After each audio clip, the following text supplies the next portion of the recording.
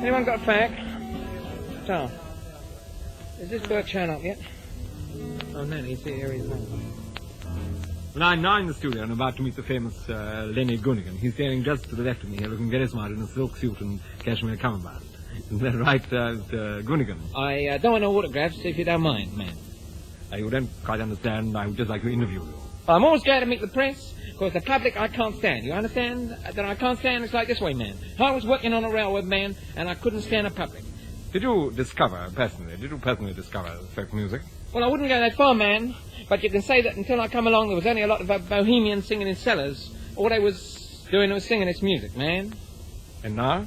Well, there's a lot of bohemians and me, man. Well, it's very interesting. And are you anything to do, perhaps, with rock and roll? Rock and roll? I'm a folk singer, man. I sing blues. Dad, you see, I work songs for the people and the peasants. That's what I sing, because they're working on a railroad, you understand? Very well put, especially wearing a 50-guinea suit. Do you travel widely to collect these songs of yours, Mr. Gunnigan? Oh, yes, every Saturday I go down Doble's Jazz Record Shop and I collect all the latest folk stuff, you know, around the world in 80 days, all this. And all I like to have the records that go round, you see? In the jazz books, they talk about the Deep South, where all this happened. Have you been to the Deep South? Well, I've been all over, man. You see, I've been Brighton, Portsmouth, Truro, Penzance. I've been all over. I go everywhere in my travels, all over the place, especially to all over. Now, you have a song that's number one over here at this very moment. Where did you discover that one, for example? Well, there was an obscure folk song hidden at the top of American Hit Parade, and I'm mighty famous by cutting out all the verses and having one long chorus. Like putting on the style chorus, putting on, and one long chorus that was working on a railroad. That's very fascinating. And I've just finished work on another song called Land of Hope and Glory. Surely Land of Hope and Glory, that's a well-known piece, isn't it? Caught on quick there, clever Dick. Hum the chorus.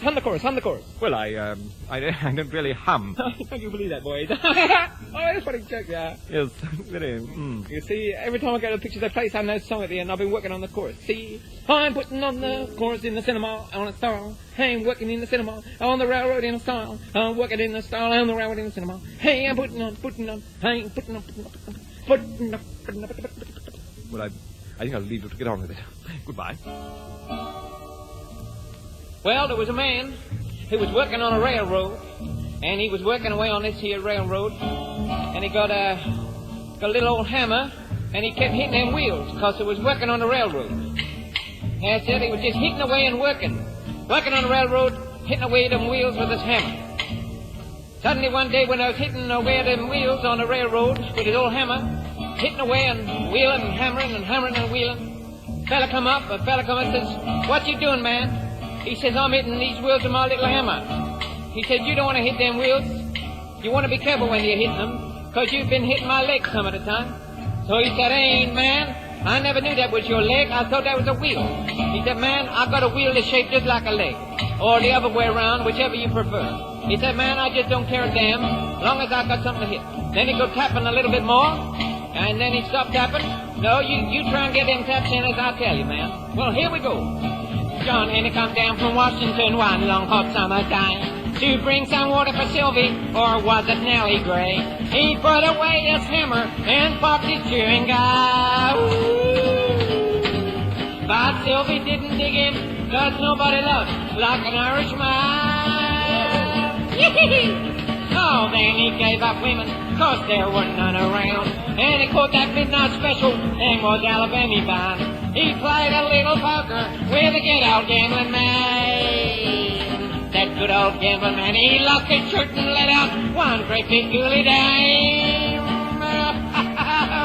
He did some great hard traveling without a shirt. It was back from his waistline to his neckline was the well-known Cumberland Gap.